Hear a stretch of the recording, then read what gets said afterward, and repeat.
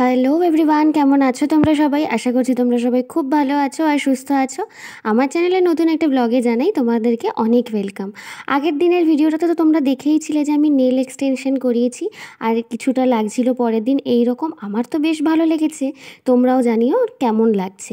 আমি তো একটু সিম্পল রাখতে চেয়েছিলাম, তাই এই ডিজাইনটাই করেছি। আজকের দিনটা কিন্তু আমার কাছে খুবই স্পেশাল, কারণ বিয়ের আগের দিনের লাস্ট ব্লগ এটাই। এরপরে তো একটা নতুন জীবন, নতুন একটা অধ্যায় শুরু হতে চলেছে। তো সেই রকমভাবেই মা দুপুরবেলা সমস্ত কিছুর আয়োজন করে ফেলেছিল। আর এখানে যা কিছু দেখতে পাচ্ছ মোটামুটি সবই কিন্তু আমার পছন্দের। মা আর আমার দিদা এই দুজন মিলেই কিন্তু এই সব রান্না বান্না একার হাতে করেছিল। আর এখানে যেমনটা দেখতে পাচ্ছ আশীর্বাদের জন্য কুলো টুলো একেবারে সাজানো। এই দিনটা যেমন স্পেশাল হয়, মনে যেমন একটা আলাদা আনন্দ থাকে, ঠিক একটা আলাদা কষ্টও থাকে। আর এই কষ্টটা কিন্তু একমাত্র যাদের বিয়ে হতে চলেছে বা যাদের বিয়ে এই রিসেন্ট হয়েছে তারাই বুঝতে পারবে। এই দিনটার পর থেকে একটা মেয়ের জীবন পুরোপুরি আলাদা হয়ে যায়। বাড়ি ঘর সব কিছু, যেখানে এতগুলো বছর বড় হওয়া থাকা, সেগুলো সব ছেড়ে একটা নতুন জায়গা, একটা নতুন মানুষ, একটা নতুন পরিবার, সব কিছুকে তোমার নিজের করে নিতে হয়। তখন তারাই তোমার নিজের হয়। আর যাদের কাছে তুমি বড় হলে, যারা তোমায় জন্ম দিল, তারা নাকি অনেক পর হয়ে যায়। কি অদ্ভুত নিয়ম! মেয়েদের জীবনটাই কেন এরকম হয় বুঝি না। তো যাই হোক, বেশি আর ইমোশনাল কথা না বলে তোমাদের সাথে শেয়ার করে নিলাম যে কী কী রান্না হয়েছে। রান্না তো অনেক কিছু হয়েছিল। আর সত্যি কথা বলতে না, এই সময়টা বসে খাওয়ার ইচ্ছেটা একদমই ছিল না। একটা অদ্ভুত ধরনের কষ্ট হচ্ছিল, যেটা হয়তো তোমাদেরকে বলে বোঝাতে পারবো না। তো মা তো সাজিয়ে গুছিয়ে রেখে চলে গেছিলো। মায়ের সাজানোটা ঠিকঠাক দিদার পছন্দ হয়নি, তাই দিদা মানে আমার দি এসে আবার সব কিছু দেখো তার মতো করে সাজাচ্ছিল। তো মা প্রথমে তো ফুলগুলো গোটা গোটা দিয়েই সাজিয়েছিল, পরে দিদা এসে ফুলগুলো ছিঁড়ে ছিঁড়ে ঠিক আবার এইভাবে সাজিয়েছে।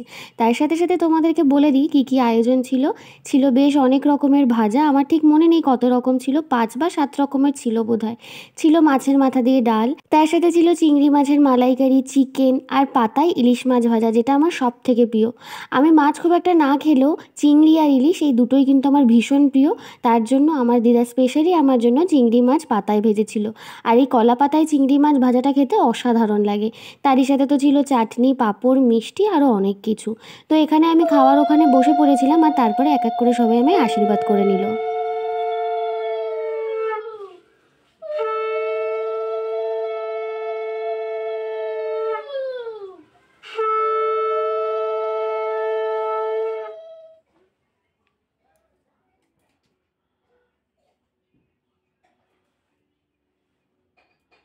আল্লাহ যেন ধান না পড়ে, ধান কয়টা কাটিয়ে তুলে নিয়ে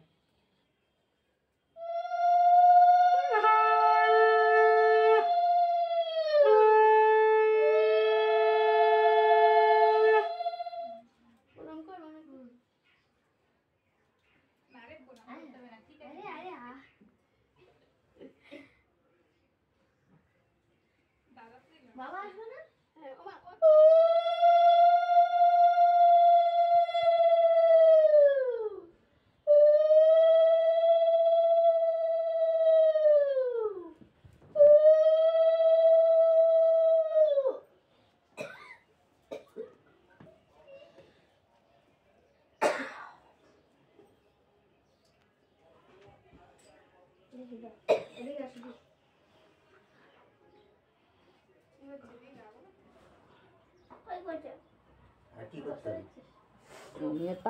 তো দেখতেই তো পেলে এক এক করে সবাই মানে আমার মা, দিদা, মামি, বাবা সবাই আশীর্বাদ করে নিয়েছিল। আর এরপরে কিন্তু সবাই একটু ইমোশনাল হয়ে পড়েছিল, যেটা হওয়াটা খুবই স্বাভাবিক। তারপরে মা কিন্তু নিজের হাতে খাবার মেখে আমাকে খাইয়ে দিয়েছিল।